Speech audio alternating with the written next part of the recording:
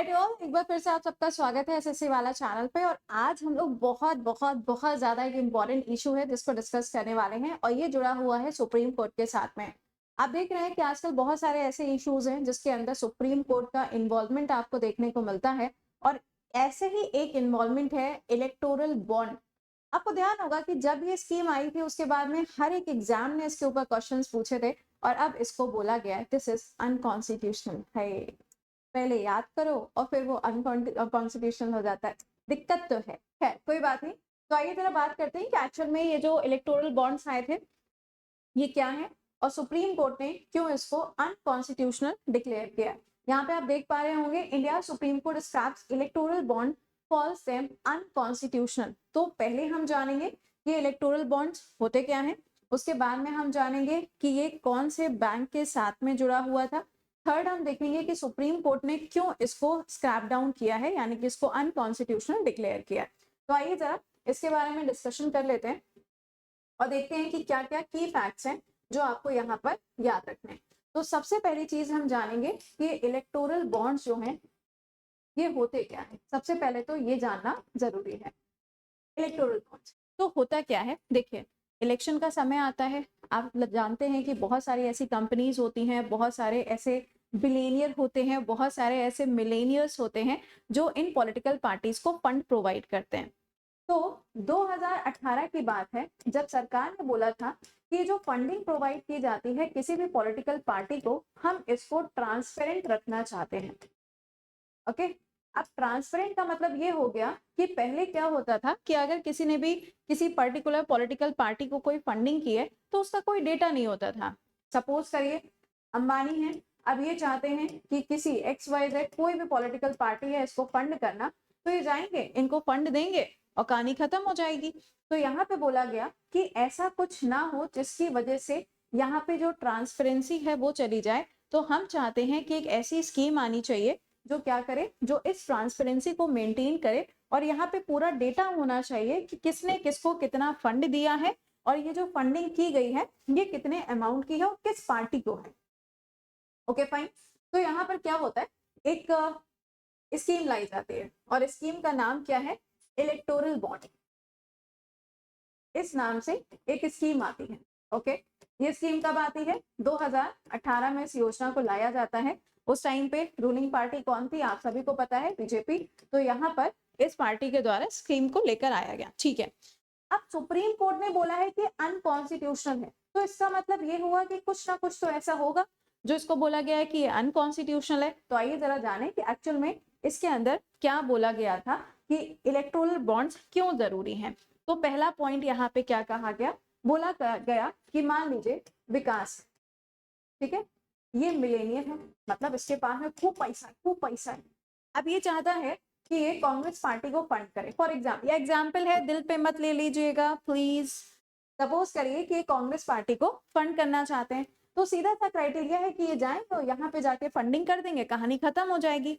लेकिन electoral bonds के अंदर यानी कि ये जो योजना आई, इस योजना के अंदर बोला गया कि अगर कोई भी व्यक्ति, सपोजिंगली विकास जो है, अगर किसी भी पॉलिटिकल पार्टी को, कांग्रेस है, बीजेपी है, समाजवादी पार्टी है, कोई भी पार्टी अगर है, अगर ये इसको फंडिंग करना चाहते हैं तो अब ये उसको डायरेक्टली फंडिंग नहीं कर सकते। क्या करना पड़ेगा, पहले इनको जाना पड़ेगा बैंक में, और वो भी किसी भी बैंक में नहीं, इनको जाना पड़ेगा SBI बैंक में, और वो भी SBI की किसी भी ब्रांच में नहीं, कुछ पर्टिकुलर ब्रांचेस जो है वो डिसाइड की गई हैं इस योजना के अंदर।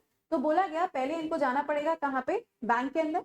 बैंक में जाने के बाद में ये अपना पूरा डेटा बताएंगे, पॉलिटिकल पार्टी का नाम बताएंगे, कितना पैसा देना चाहते हैं वो बताएंगे, और ये सारा का सारा ये SBI बैंक के पास में सारा पैसा जो है ये डिपॉजिट कर देंगे। ठीक है, पैसा जब ये डिपॉजिट करेंगे तो SBI बैंक इनको एक बॉन्ड जारी करेगी, और ये जो बॉन्ड होगा ये उस पॉलिटिकल पार्टी के नाम पर होगा जिस पॉलिटिकल पार्टी को ये फंडिंग करना चाहते हैं। ठीक है, तो सपोज करिए विकास इस पार्टी को फंडिंग करना चाहते, ये बैंक में गए, बैंक में पैसा जमा किया, बैंक ने इनको एक बॉन्ड जारी कर दिया, और इसी बॉन्ड को बोला गया इलेक्टोरल बॉन्ड।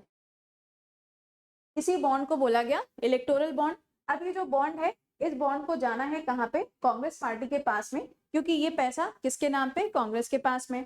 अब ये जो बॉन्ड जारी किया गया है कांग्रेस पार्टी के नाम पे, विकास इस बॉन्ड को लेंगे और ये बॉन्ड ले जाके वो किसको दे देंगे, कांग्रेस पार्टी को दे देंगे। ठीक है, बॉन्ड तो इनके पास में पहुंच गया, लेकिन अभी पैसा नहीं पहुंचा है, पैसा तो बैंक के पास में ही है। अब ये जो पॉलिटिकल पार्टी है, इनको 15 दिनों का समय दिया जाता है कि 15 दिनों के अंदर इसी इलेक्टोरल बॉन्ड का इस्तेमाल करते हुए जो पैसा एसबीआई के पास में है, आप जाइए और अपना पैसा विड्रॉ कर लीजिए।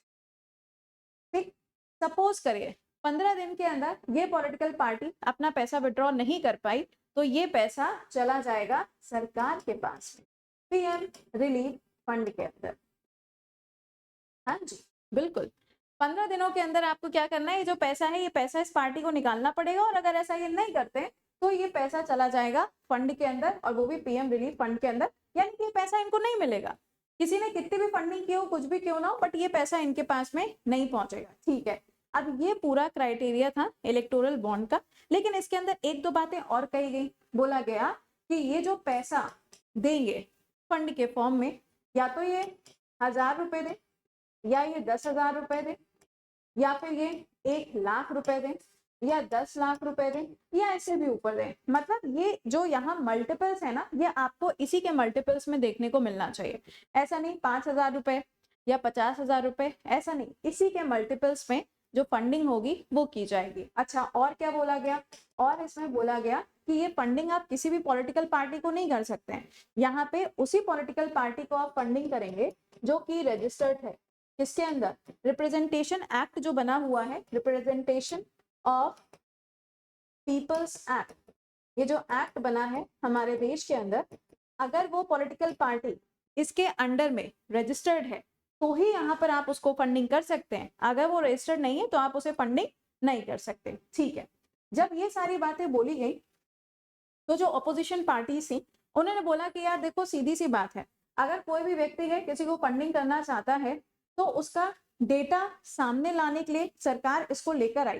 ठीक है, लेकिन इससे सबको कहाँ पता चल रहा है कि भाई किसने किसको कितनी फंडिंग की, ये डेटा किसके पास में रहेगा, ये डेटा तो सिर्फ और सिर्फ बैंक के पास में रहेगा, है ना।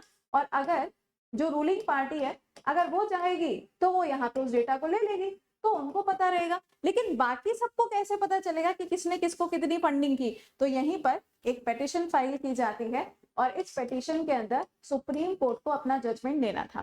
सुप्रीम कोर्ट ने अपना जजमेंट लिया, और सुप्रीम कोर्ट ने बोला अंडर आर्टिकल नंबर 19(1) का क्लॉज नंबर 8, यानी कि right to speech and expression, इसका क्या हो रहा है भाई, एक्सप्लॉयटेशन हो रहा है, इसका शोषण हो रहा है। इसके चलते यहाँ पर ये जो पूरी स्कीम थी इसको अनकॉन्स्टिट्यूशनल डिक्लेयर कर दिया गया है। ऑलराइट, आपके पेपर के लिए इंपॉर्टेंट हो चुकी है ये स्कीम। ये स्कीम पहले भी कई बार पेपर में आई है। अब यहाँ पे जब इसको अनकॉन्स्टिट्यूशनल डिक्लेयर कर दिया गया है तो ऑब्वियस सी बात है ये एक बार फिर से सुर्खियों में आ गई है। ठीक है, Thursday decision is seen as a setback for the prime minister Narendra Modi, Bharatiya Janata Party, which has been the largest beneficiary of the system, it introduced in 2017, यानी कि पहली बार इसको 2017 में लाया गया, 2018 से ये लागू हुई, तब से लेके अभी तक बहुत ज्यादा फंडिंग मिलती है इनकी पार्टी को, लेकिन अब यहाँ पे बोला जा रहा है कि भाई ये चल नहीं पाएगा। ठीक है, तो under the system a person और company can buy this bond from the state run SBI. ठीक है, कोई भी व्यक्ति अगर फंड करना चाहता है तो उसे एसबीआई के अंदर ही जाना पड़ेगा, और वो भी हर ब्रांच के अंदर नहीं, कुछ पर्टिकुलर थी वहां पर। अब क्या हुआ, 5 जजेस की बेंच को बनाया गया जिसको हेड कर रहे थे डीवाई चंद्रचूड़ जी, और इन्होंने साफ साफ बोल दिया कि दिस इज अनकॉन्स्टिट्यूशनल। ठीक है, अच्छा, इसको लाने का एक और मेन रीजन था, मतलब जब इलेक्टोरल बॉन्ड लाया गया था तो एक और मेन रीजन था। मेन रीजन यहाँ पे ये था कि जो रूलिंग पार्टी है, यानी कि जब बीजेपी यहाँ पर इस चीज को लेकर आई थी तो इन्होंने कहा था कि हम क्या करना चाहते हैं, जो ब्लैक मनी है वो ब्लैक मनी सिस्टम में सर्कुलेट ना हो, हम उसे रोकना चाहते हैं, इसलिए हम ऐसा कर रहे हैं। अच्छा, Supreme Court has struck down the electoral bond scheme and all provisions that were made to bring it into the effect. सारी चीजों को इन्होंने क्या कर दिया, समापन कर दिया, और साफ साफ बोल दिया कि भैया छोड़ो, नथिंग। ठीक है, तो अपने लिए क्या इंपॉर्टेंट हो गया, अपने लिए स्कीम इंपॉर्टेंट हो गई है, और हो सकता है पेपर के अंदर ये जो जजेस की बेंच बनी थी इसको हेड कौन कर रहे थे, डीवाई चंद्रचूड़ जी, ये भी आपसे पूछा जा सकता है। बट मेरा सवाल अभी एक है, कमेंट बॉक्स के अंदर मेंशन करके बताइएगा कि इंडिया के अंदर या पूरे वर्ल्ड के अंदर सबसे बड़ी फाइनेंशियल इंक्लूजन स्कीम कौन सी है।